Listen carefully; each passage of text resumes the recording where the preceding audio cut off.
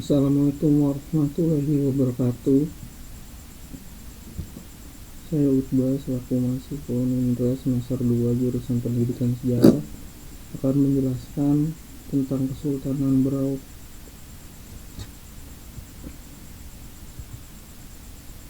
Yang pertama itu, Berau itu ada di mana? Berau itu terletak di sebuah kota di pesisir timur Kalimantan, seperti yang ada di peta. Selanjutnya, asal-usul Kesultanan Berau. Yang pertama itu, berdirinya Kesultanan Berau.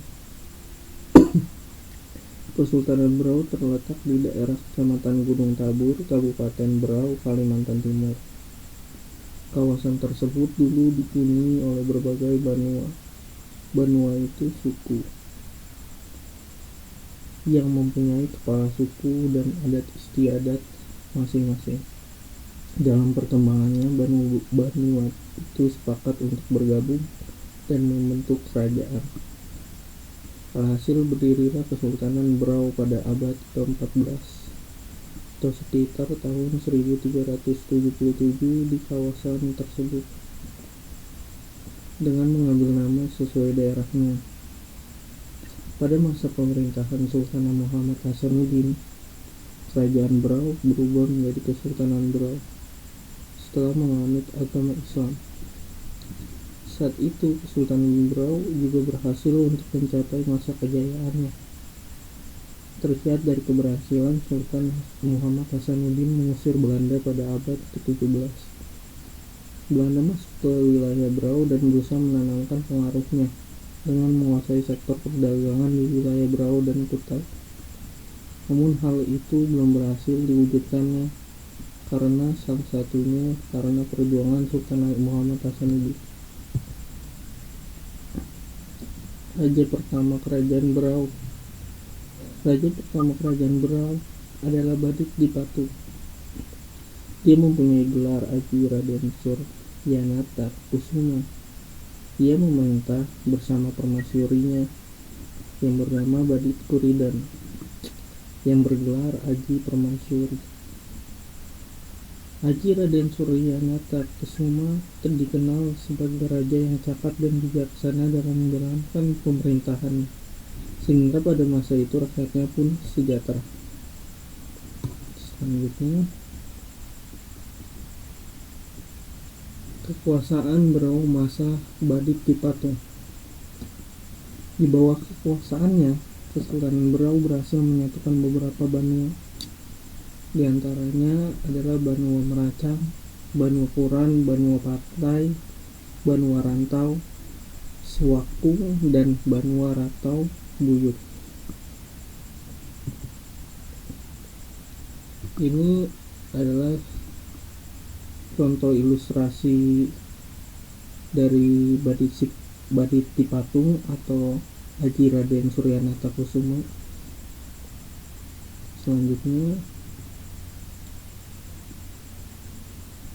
di slide selanjutnya ada raja-raja Kesultanan Berau. Yang pertama itu ada Aji Raden Suryanata Kusuma yang berjabat dari tahun 1377 Masehi sampai 1401. Kedua ada Aji Nikulan tahun 1401 sampai 1426. Kemudian ada Aji Niputak dari tahun 1426 sampai 1451. Kemudian ada Aji Mindang tahun 1451 hingga 1470. Selanjutnya ada Aji Pajang Rumah tahun 1470 sampai 1455.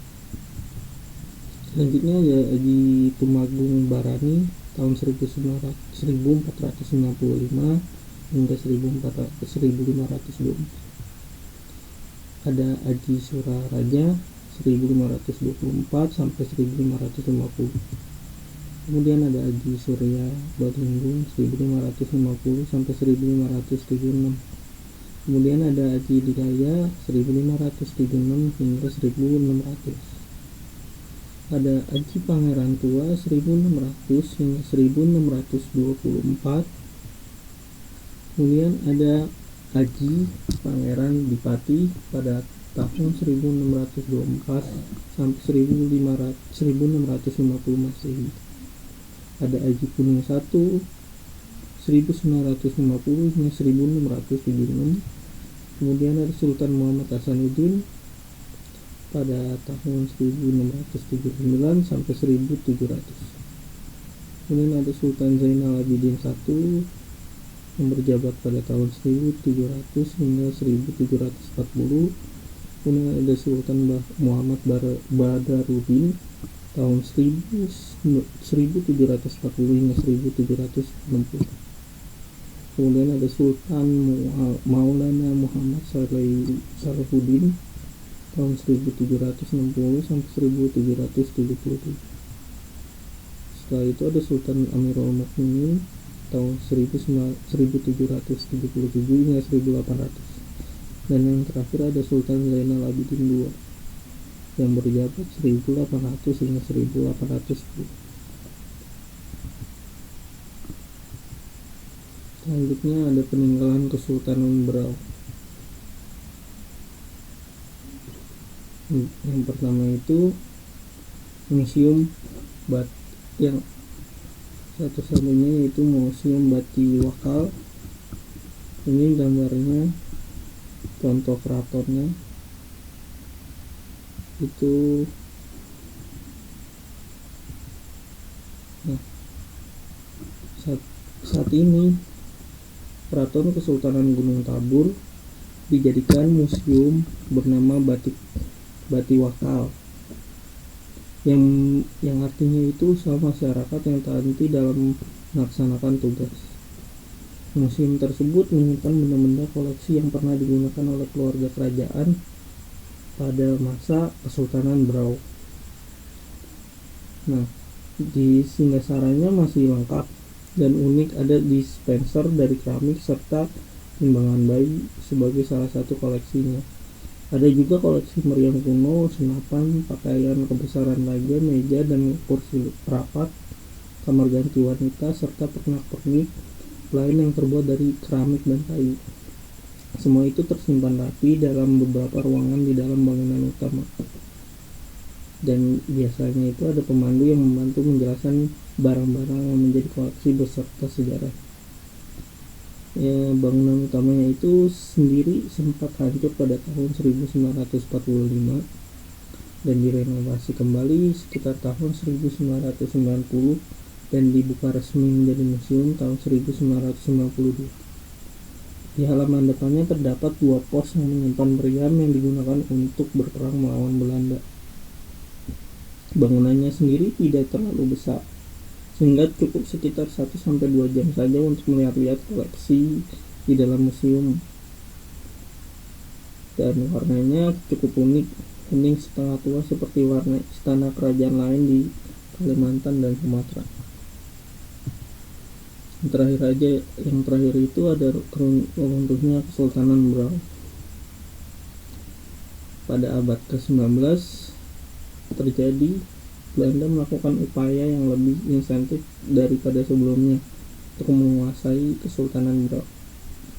Sultan Zainal Abidin II merupakan pemimpin terakhir dari Kesultanan Berau yang kematiannya menimbulkan perpecahan di internal kerajaan sehingga perebutan kekuasaan. Kemudian ada politik David et Imper. Nah, setelah ada perpecahan internal di kerajaan, Belanda pun memanfaatkan situasi tersebut dengan politik ini. Politik itu artinya politik adu domba yang dilakukan Belanda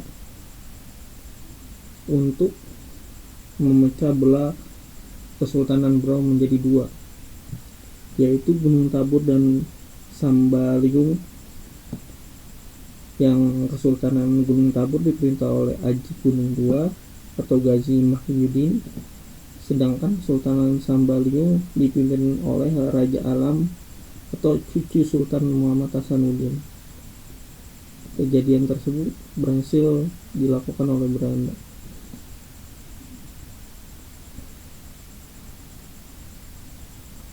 Sekian saja cerita tentang Kesultanan Brau. Kalau ada kurang kata atau kesalahan kata, mohon dimaafkan. Terima kasih.